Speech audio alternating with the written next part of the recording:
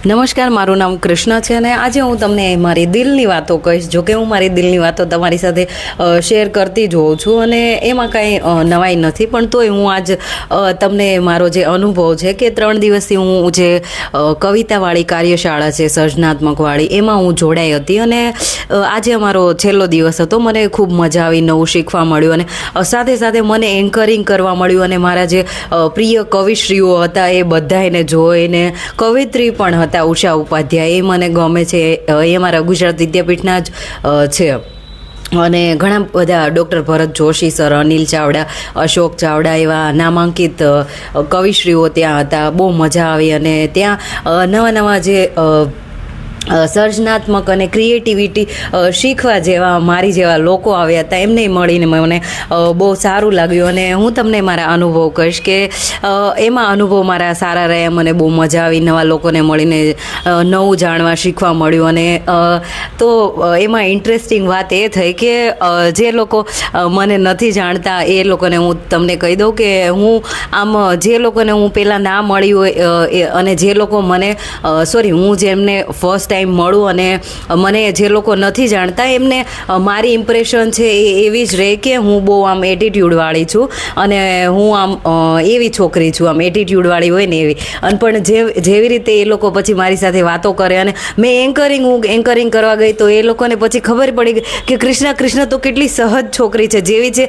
એવી જ બહાર દેખાડે છે, એટલે જેવી અંદર છે એવી જ બહાર દેખાડે છે. અને આવું ખૂબ ઓછા લોકો કરી શકતા હોય છે કે ખોટો દમ ને એવું બધું મને આવડતું નથી અને મારે ક્યારેય ટ્રાય કરવું નથી કે હું જેવી છું એવી જ છું અને મારે એવું જ દેખાડવું છે દુનિયાને. પછી દુનિયા મને શીખવાડવા આવે કે આવું વર્તન કરવું જોઈએ, આમ બોલવું જોઈએ, તેમ બોલવું જોઈએ. મેં કીધું સારું, હું સાંભળી લઉં, પણ મારું મન જે કે એ જ હું કરું અને એના લીધે જ લોકો મને પસંદ કરે છે. અને એ અમુક લોકો છે એની પોતાની પર્સનાલિટી હોય તો એમની પોતપોતાની આગવી ઓળખ હોય કે અમે આવા પ્રકારના વ્યક્તિ છીએ, તો મારું વ્યક્તિત્વ કંઈક આવું છે. તો પછી એમાં એવી ઇન્ટરેસ્ટિંગ વાત એવી થઈ કે ત્યાં ઘણા બધા જે છોકરાઓ આવ્યા હતા, છોકરા છોકરીઓ, એ બધાય મારથી નાની ઉંમરના હતા અને 2-3 મારી એજના હતા. એટલે હું તમને કહી દઉં કે મારી એજ છે 29 અને હું અનમેરિડ છું.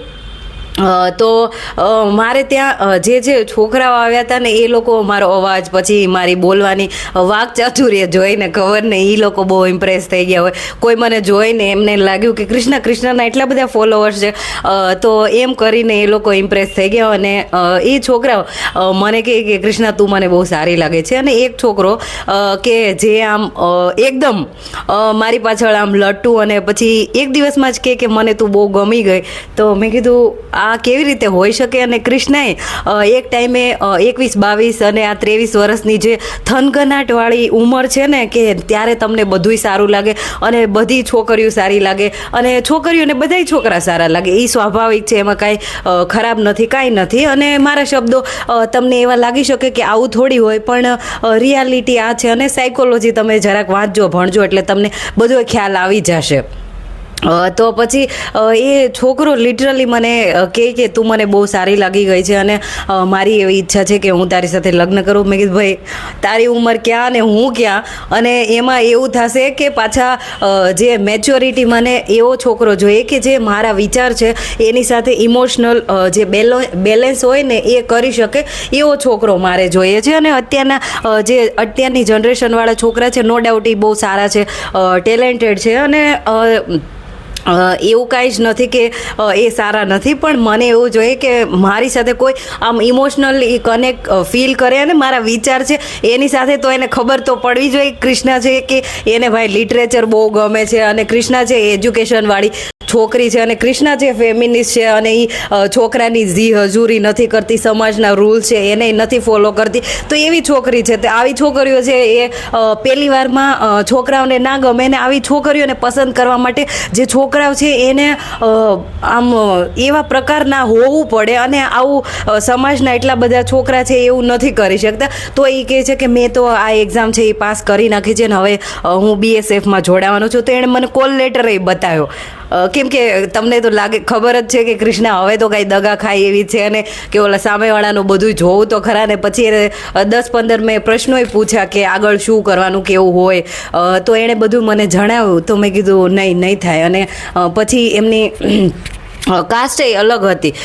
પછી મેં કીધું કે ભાઈ તું બહુ સારો છોકરો છે અને અત્યારે હજી તારી એવી એજ નથી કે તું આવા બંધનમાં બંધાઈ જાય. અને આપણને જે એકવારમાં જે એજમાં આપણને 18, 22, 20, 21, 25 સુધી તમને કોઈ પણ હારા લાગી ગયા અને તમે જો મારી જેમ PhD કરી નાખ્યું આ બધી એજમાં પ્રેમમાં, તો એ બધું રોંગ અને એ તમારા ખોટા નિર્ણયો સાબિત થશે. અને આ મારો ખુદનો અનુભવ કહું છું કે એમાં હું બહુ જગ્યાએ ખોટી સાબિત થઈ છું કે આપણને એમ લાગે કે આ વ્યક્તિ છે એ જ મારે જોઈએ છે, બધું મારે આની સાથે લગ્ન કરવા છે, આમ કરવું છે, તેમ છે, અને મારે આની હારે જ લગ્ન કરવા છે. તો ભાઈ એ જ દુનિયાદારી તમને શીખવાડી દે. અને જે લોકો એવું કહે છે કે આ ઉંમરમાં તમારે સેટ થઈ જવું જોઈએ, પણ મને એવું લાગે છે કે અને મેં પછી એને બહુ શાંતિથી, હવે તો એવો કંઈ ગુસ્સો કરીને મારે કોઈને સમજાવવાનું થતું નથી. હવે હું થોડીક આમ સારા સ્ટેજ ઉપર આવી ગઈ છું કે જ્યાં હું લોકો છે એને સમજાવી શકું છું સારા વેમાં, બાંધ્યા વગર. એટલે મારી આ વસ્તુ જોઈને મને નવાઈ લાગે છે કે ભાઈ કૃષ્ણા, તને ક્યાંથી એટલી બધી અક્કલ આવી ગઈ? તો મને જોઈને નવાઈ લાગે છે. તો મેં એને સમજાવ્યું કે હજી તારી ઉંમર બહુ નાની છે અને તું તારા જીવનમાં બહુ સારી જગ્યાએ જવાનો છો, હુંય સારું કરું છું, પણ હજી આ ઉંમર છે એમાં આપણને સારા લાગી જાય. લોકો છે છોકરીઓ હારી લાગી જાય, છોકરીઓ છે એને છોકરા હારા લાગી જાય, એમાં કાંઈ ખરાબ નથી, કાંઈ એવું નથી.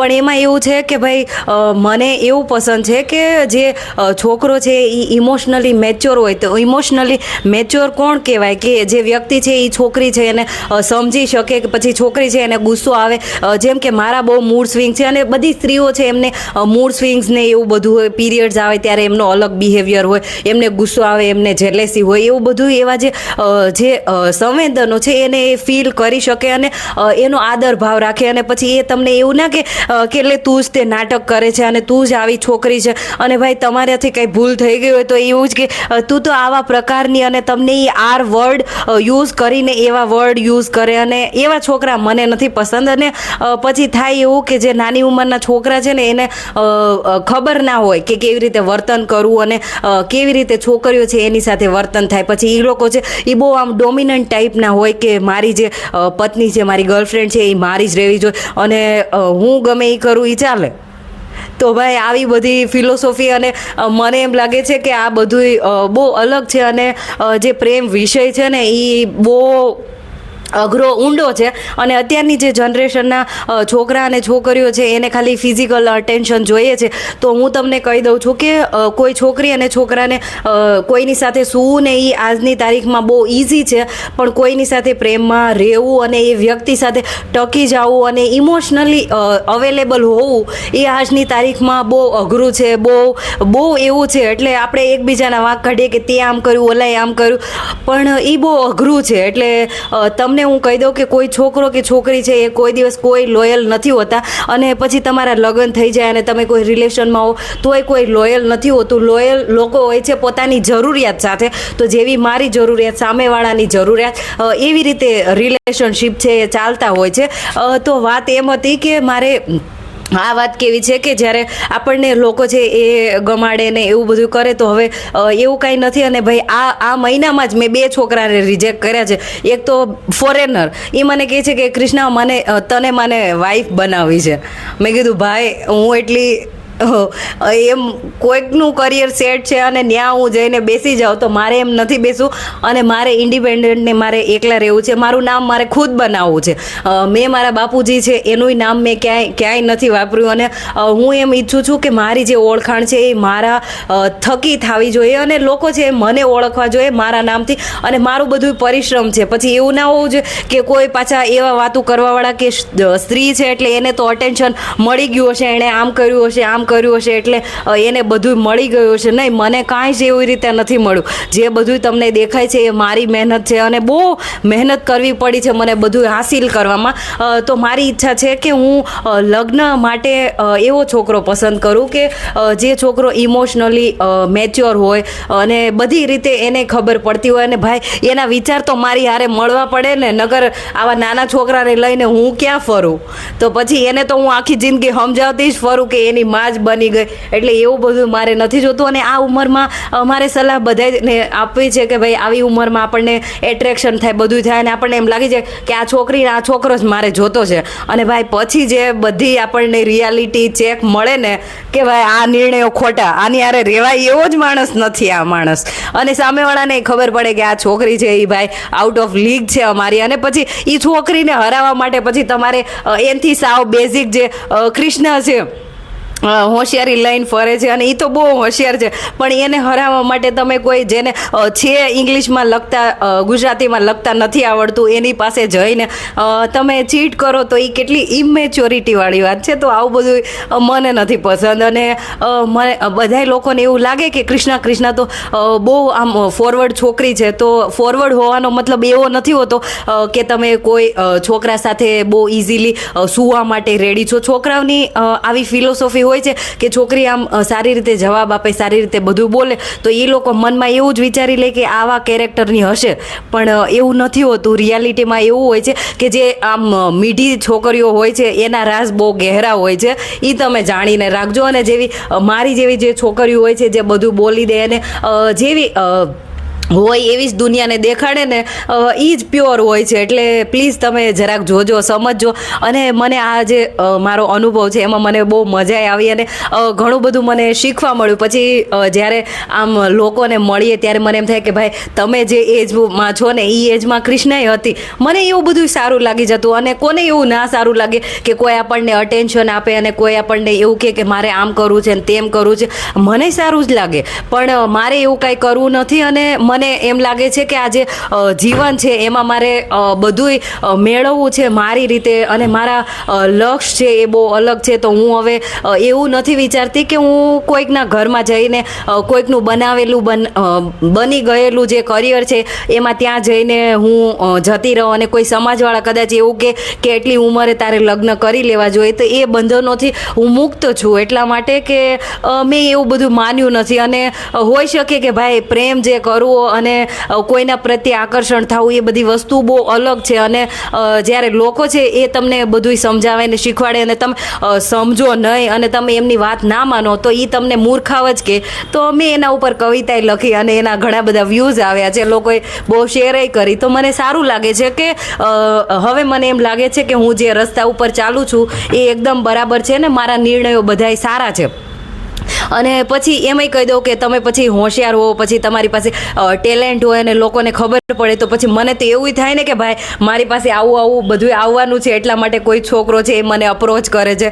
તો શું ખબર કે ભાઈ એ મારું ફેમ યુઝ કરી અને પછી એમ કહી દે કે કૃષ્ણા નથી સારી છોકરી. તો પાસ્ટમાં આવા અનુભવ થયેલા છે. એટલે મને એમ લાગે છે કે ભાઈ આવા બધામાં મારે પડવું નથી. અને મને બહુ સારું લાગ્યું, મજા આવી. અને આ અનુભવ મારો હતો એ મેં તમને શેર કર્યો કે મને આમાં બહુ મજા આવી. અને જે નાના છોકરાઓ એ છોકરાઓને મેં કીધું અત્યારે તમારે હજી હરવા ફરવાની દુનિયા જોવાની ઉંમર છે અને તમે આમાં પડી જાઓ અને પછી તમને અફસોસ થાય એવું કરવું એના કરતાં એનાથી સારો ઓપ્શન અને સારો જે જવાબ છે એ છે કે તમે તમારા જીવનને સમજો, જાણો. અને મેં આવી ભૂલો કરેલી છું એટલા માટે. અને જે લોકો સલાહ આપતા હોય એ બધા દુનિયાના કાંડ કરીને બેઠા હોય, તમે એમ માનીને મને ગણજો અને સમજજો મારી વાતને.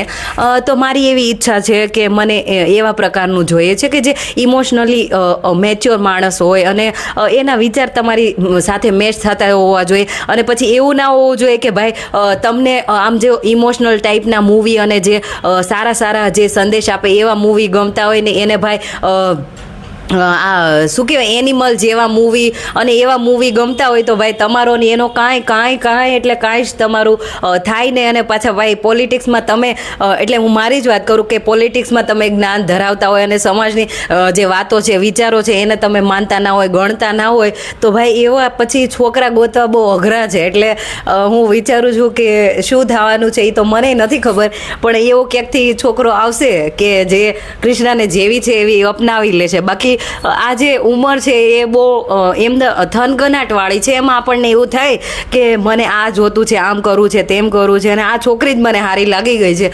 તો મને કૃષ્ણને એવું થયું હતું એક સમયે. તો એમાં પછી કૃષ્ણએ PhD કર્યું, અને પછી હવે જો એ PhDનું જે પ્રેમમાં જે PhD કર્યું એનું કન્ક્લુઝન એમ આવ્યું કે ભાઈ આ ઉંમરે તમારે નિર્ણયો કાંઈ જ ના લેવા જોઈએ, અને તમને જે ફીલ થાય છે એ ટેમ્પરરી છે.